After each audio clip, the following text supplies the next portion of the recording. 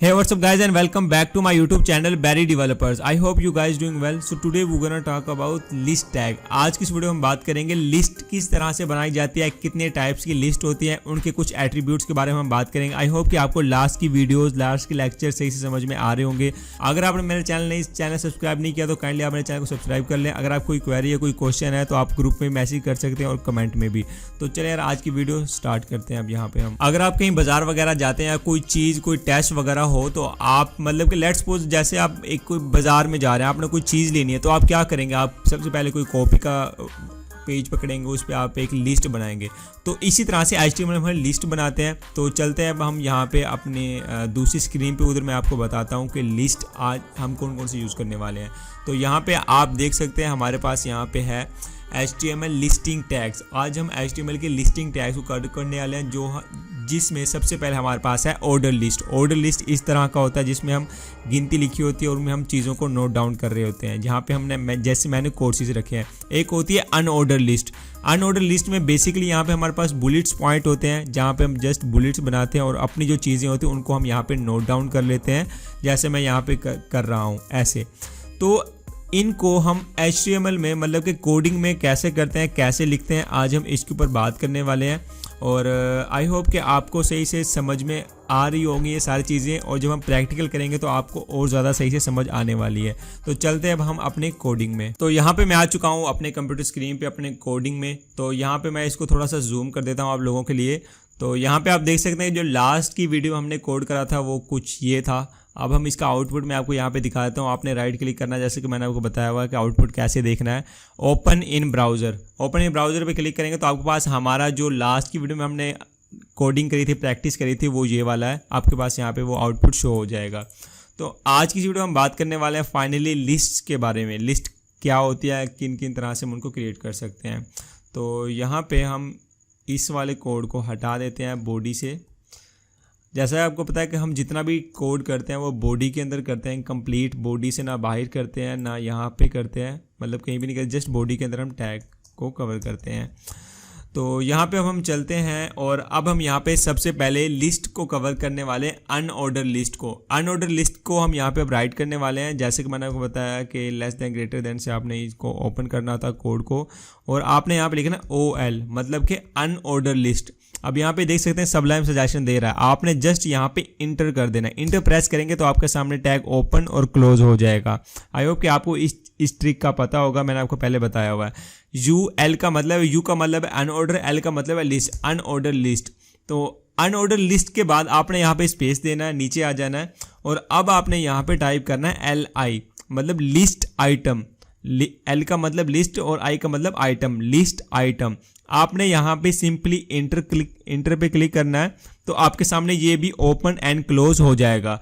अब हम यहाँ पे लिखने वाले हैं हमारे कोर्सेज के नेम। जैसे मैं सबसे पहले हम जो कोर्स कर रहे हैं वो कर रहे हैं हम यहाँ पे HTML, और अब हम यहाँ पे चलते हैं CSS, और अब हम यहाँ पे दूसरा यहाँ पे टाइप करते हैं बूटस्ट्रैप। उसके बाद हम यहाँ पे टाइप करने वाले हैं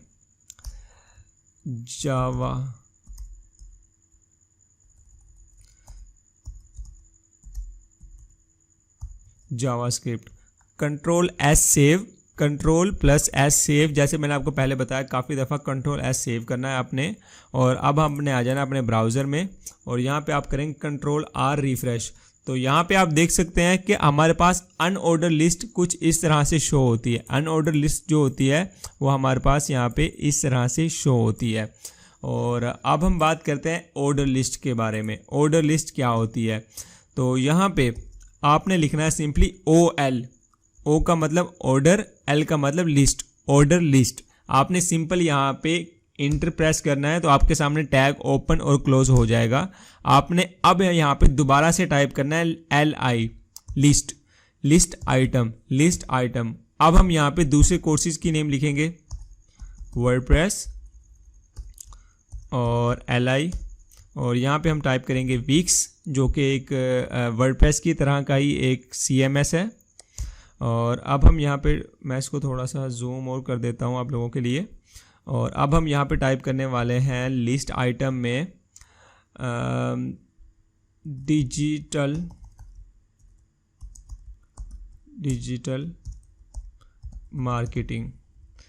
मार्केटिंग और लास्ट में हम यहाँ पे टाइप करने वाले हैं SEO, कंट्रोल S सेव। और अब हम चलते हैं यहाँ पे कंट्रोल R रिफ्रेश। तो यहाँ पे आप देख सकते हैं इनमें डिफरेंस क्या है। इनमें डिफरेंस आप देख सकते हैं कि इनमें ऐसे बुलेट्स के पॉइंट में है और यहाँ पे हमारे पास काउंटिंग में आया। यहाँ पे आप देख सकते हैं गिनती में आया और वहाँ पे हमारे पास बुलेट्स में शो हो रहा है। तो अब इनके कुछ एट्रीब्यूट्स के बारे में हम बात करेंगे कि एट्रीब्यूट्स क्या, इनके कौन कौन से एट्रीब्यूट है, उनका क्या क्या यूज़ है। आई होप कि आपको, मैं थोड़ा सा इसको जूम करता हूँ, आई होप कि आपको समझ में आ चुका होगा कि अनऑर्डर लिस्ट क्या होती है, ऑर्डर लिस्ट क्या होती है और इनका हम कोड किस तरह से यहाँ पे राइट करते हैं। मैं इसको थोड़ा सा जूम करता हूँ, यहाँ पे मैं बताता हूँ आपको, मैं दोबारा एक दफ़ा रिपीट करवाता हूँ। यहाँ पे आप देख सकते हैं अनऑर्डर लिस्ट, यू का मतलब अनऑर्डर, ठीक है, एल का मतलब लिस्ट। अनऑर्डर लिस्ट आपने ओपन किया, क्लोज किया, उसके अंदर आपने लिस्ट आइटम बनानी होती हैं। आपने ये लाजमी याद रखना है क्योंकि जब हम ड्रॉप डाउन्स बनाएंगे तो उनमें ये इनका यूज़ होता है और ये काफ़ी बहुत ज़्यादा यूज़ होने वाली चीज़ें हैं ये वाली। उसके बाद ऑर्डर लिस्ट किस तरह से हम राइट करते हैं, किस तरह से हम यहाँ पे क्रिएट करते हैं, आप देख सकते हैं। उसके बाद इसको ओपन करा, क्लोज करा एंड देन हम इसके अंदर लिखते हैं अपना कोड, लिस्ट आइटम्स बनाते हैं क्योंकि ये आइटम है ना, लिस्ट की आइटम है, मतलब ऊपर हमने यहाँ पे लिस्ट की, यहाँ पे हमने टैग ओपन करा। अब लिस्ट की आइटम को हम यहाँ पे टाइप करेंगे, जो जो चीज़ हमें चाहिए उन चीज़ों को हम यहाँ पे करेंगे और यहाँ पे हमारे पास सिंपली उनका आउटपुट शो होगा।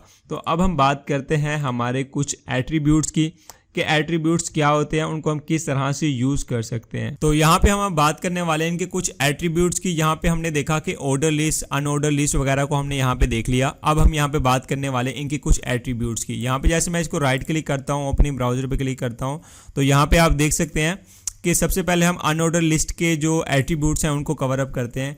तो यहाँ पे आपने, मैं थोड़ा सा जूम आउट कर देता हूँ, यहाँ पे आपने जो यूएल है ना ऑर्डर लिस्ट का, जहाँ पे टैग ओपन हो रहा है, आपने सिंपली वहाँ पे आना है और इंटर प्रेस करना है और यहाँ पे आपने लिखना है टाइप। यहाँ पे आप देख सकते हैं ऐसे टाइप, और आपने टाइप यहाँ पे टाइप करना है और इंटर आपने कर देना है। तो आपके सामने आगे का जो कोड होगा वो खुद ब खुद आ जाएगा, is equal to double quotes. आपने यहाँ पे टाइप करना है, ठीक है, टी वाई मतलब कि type is equal to double quotes. और यहाँ पे अब आपने लिखना है स्केयर,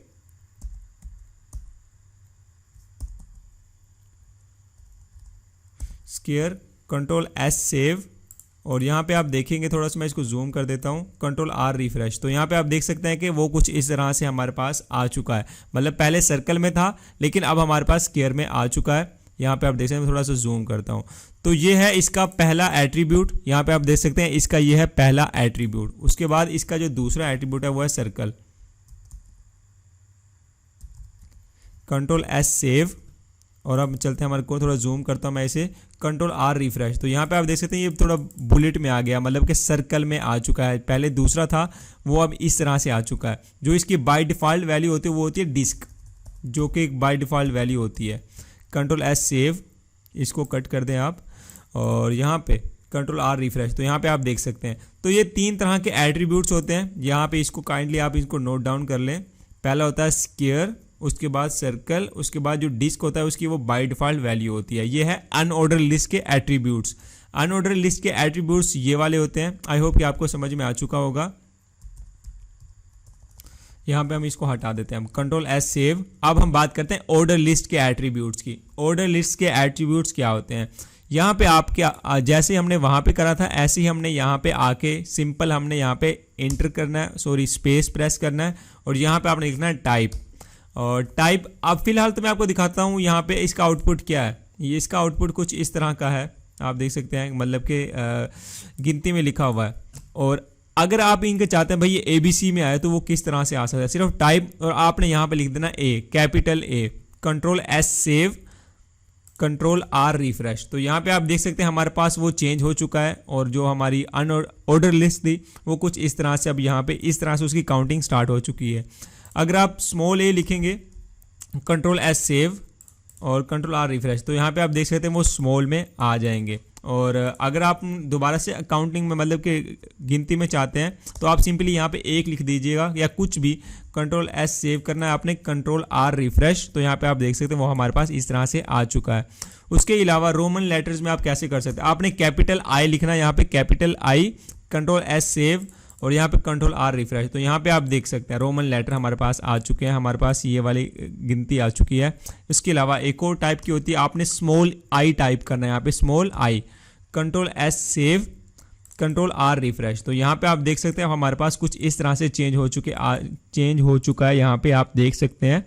और अब हम यहाँ पे बात कर लेते हैं कि जो एक लेट्स सपोज यहाँ पे मैंने गिनती टाइप करी है और कंट्रोल आर रिफ्रेश ऐसे आ चुका है, लेकिन आप चाहते हैं कि भाई ऐसा हो जाए, कुछ काफ़ी ऐसे केसेस आते हैं कि आप कहें कि यार 3 से स्टार्ट होनी चाहिए और फिर दोबारा से ऐसे उल्टी काउंटिंग चले। तो यहाँ पे आपने इसके आके एक स्टार्ट करके एक एट्रीब्यूट है, आपने वो टाइप करना और यहाँ पे आपने टाइप कर देना 3, control S save, control R refresh. तो यहाँ पे आप देख सकते हैं कि 3, 4, 5, 6 ऐसे, मतलब कि वो उधर से ऊपर वाला हिस्सा कट हो जाएगा, मतलब 2 और 1 कट हो जाएगा, इधर से स्टार्ट होगा 3 से, 3, 4, 5, 6। आप यहाँ पे 10 से भी स्टार्ट कर सकते हैं इसको, कंट्रोल एस सेव, यहाँ पे आप देख सकते हैं आप 10, 11, 12, 13 इस तरह से। तो इस तरह से आप इनके एट्रीब्यूट्स को यूज़ कर सकते हैं। आई होप कि आपको समझ में आ चुका होगा कि लिस्ट कितने टाइप्स की होती हैं। अभी एक और लिस्ट के बारे में हम बात करने वाले हैं नेक्स्ट वीडियो में, ये वीडियो काफ़ी लॉन्ग हो चुकी है। तो एट्रीब्यूट्स कितने टाइप्स के होते हैं, उनको हम कैसे कैसे यूज़ कर सकते हैं, और हमने बात करी अनऑर्डर लिस्ट की, ऑर्डर लिस्ट की और इनके एट्रीब्यूट्स की, फिर उनकी वैल्यूज़ की। तो आई होप कि आपको सही से क्लियर हो चुका होगा आज का जो मेरा लेक्चर था। तो मिलते हैं नेक्स्ट वीडियो में, तब तक के लिए अल्लाह हाफिज़।